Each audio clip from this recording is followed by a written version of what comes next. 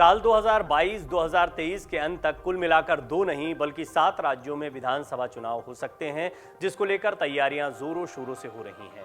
जिन राज्यों में चुनाव होने हैं उनमें गुजरात और हिमाचल प्रदेश में चुनाव होना तो तय है। इसके अलावा कर्नाटक, जम्मू कश्मीर, मेघालय, त्रिपुरा और नागालैंड में भी सरकार चुनाव कराने की कोशिश में है। लेकिन इन सब के बीच सभी पार्टियां विधानसभा चुनाव के साथ लोकसभा चुनाव 2024 को लेकर ज्यादा एक्टिव दिखाई दे रही हैं।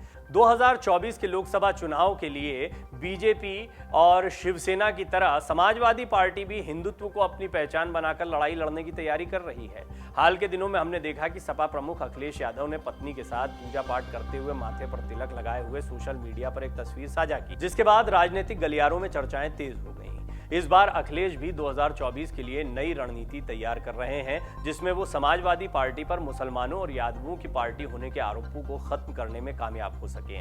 वहीं दूसरी तरफ बसपा प्रमुख मायावती भी 2024 की तैयारियों में जुट गई हैं। कहा जा रहा है कि बीते कुछ चुनावों के बाद अब बसपा को एक बार फिर से अपने कार्यकर्ताओं की और खास तौर पर अपने मिशनरी कार्यकर्ताओं की, पुराने कार्यकर्ताओं की याद आ रही है, जिसको लेकर बसपा प्रमुख मायावती ने पदाधिकारियों को निर्देश देते हुए कहा कि मिशनरी सोच वालों पर भरोसा किया जाए।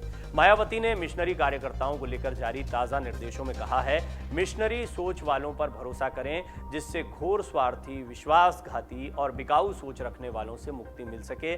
बसपा की शुरुआत एक मिशन के तौर पर हुई थी।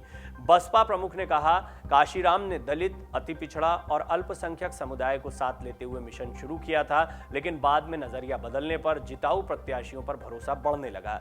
दरअसल 2007 में बीएसपी की बहुमत से सरकार बनी थी, लेकिन इसके बाद से धीरे धीरे बाबू सिंह कुशवाहा, दद्दू प्रसाद, नसीमुद्दीन सिद्दीकी, लालजी वर्मा, राम अचल राजभर, स्वामी प्रसाद मौर्य और आर.के. चौधरी समेत कई दिग्गज बसपा का साथ छोड़कर चले गए। इसके बाद 2007 से बसपा का जनाधार भी लगातार घटता गया। पिछले विधानसभा चुनाव में बसपा को सिर्फ 13% वोट मिले और 1 सीट मिली थी।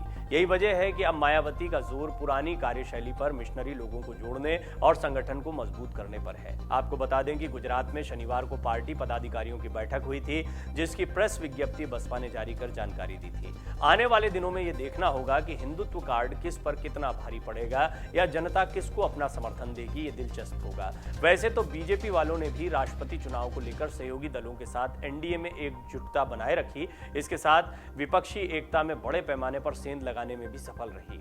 राष्ट्रपति द्रौपदी मुर्मू की बड़ी जीत तय करने का पूरा जिम्मा केंद्रीय गृह मंत्री अमित शाह ने खुद संभाल रखा था, ये भी कहा जाता है। मतदान से ठीक पहले अमित शाह ने गैर एनडीए के कई दलों के नेताओं से बात की और बड़े अंतर की जीत का रास्ता बनाया। शाह द्वारा तैयार की गई रणनीति का ही असर रहा कि उत्तर प्रदेश की सुभाषपा के नेता ओम प्रकाश राजभर और शिवसेना के नेता उद्धव ठाकरे ने भी खुलकर द्रौपदी मुर्मू का समर्थन किया। दरअसल अमित शाह की निगाह में अभी से 2024 में प्रस्तावित लोकसभा चुनाव है, वो इस चुनाव से पहले प्रधानमंत्री नरेंद्र मोदी की सरकार को लेकर आम जन में किसी तरह का हल्का संदेश नहीं जाने देना चाहते हैं। शाह के बारे में आम है कि वो प्रधानमंत्री मोदी के कामकाज और नीतियों का विरोध करने वाले दल, संगठन या व्यक्ति को राजनीतिक हाशिए पर ले जाने के लिए ठोस रणनीति बनाते हैं। राष्ट्रपति के चुनाव में भी इसका असर साफ देखने को मिला था।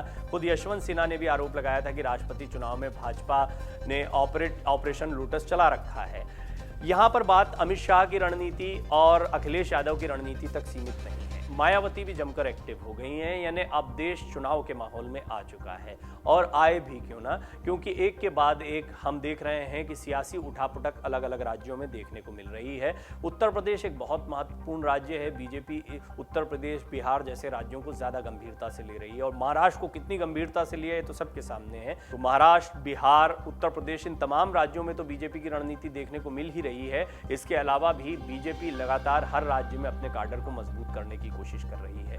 बहुजन समाज पार्टी इस बात को जानती है, उसे बीजेपी की बी टीम भी कह दिया गया विधानसभा चुनाव के दौरान, और इसकी वजह भी थी। दरअसल आंकड़ों के लिहाज से देखें या समीकरण देखें तो कुछ ऐसा ही दिखाई पड़ता है कि जहां जहां बसपा ने अपने प्रत्याशी उतारे वहां पर बीजेपी को जीत मिल गई और यही हाल लोकसभा उपचुनाव के दौरान आजमगढ़ में भी देखने को मिला था। यही वजह है कि मायावती के लिए चुनौती बड़ी है। मायावती को अखिलेश यादव से भी निपटना है और साथ ही साथ में उन्हें बीजेपी का सामना भी करना, उसकी बढ़ती लोकप्रियता का भी सामना करना है। यही वजह है कि मायावती ने अब पुराने कार्यकर्ताओं को साथ जोड़ने का मिशन शुरू किया है। देखना होगा कि क्या उनमें कोई दिग्गज चेहरे जो उन्हें छोड़कर गए हैं पहले, वो भी वापस आ पाते हैं। और मायावती की कुछ गलतियां रही हैं कि जब कोई जा रहा था तो उन्होंने रोकने के प्रयास नहीं किए, उन्होंने अपने ऊपर किसी को माना नहीं। तो क्या इस एटीट्यूड में भी बदलाव आएगा? जो नतीजे अभी पिछले चुनाव में उनके सामने आए हैं, पुरानी गलतियों से वो कितनी सीख लेती हैं और किस तरह के राजनीतिक कदम उठाती हैं, इस पर सभी की निगाह बनी हुई है। राजनीतिक विश्लेषक भी इस बात का इंतजार कर रहे हैं कि क्या मायावती सचमुच में फूंक फूंक कर कदम रखेंगी और 2024 में वापसी कर पाएंगी। डाउनलोड करें अमर उजाला ऐप और पाएं खबरें लगातार। अगर आप ये वीडियो YouTube पर देख रहे हैं तो हमारे चैनल को सब्सक्राइब करें और बेल आइकन को दबाना ना भूलें। अगर आप Facebook पर ये वीडियो देख रहे हैं तो हमारे पेज को लाइक करें।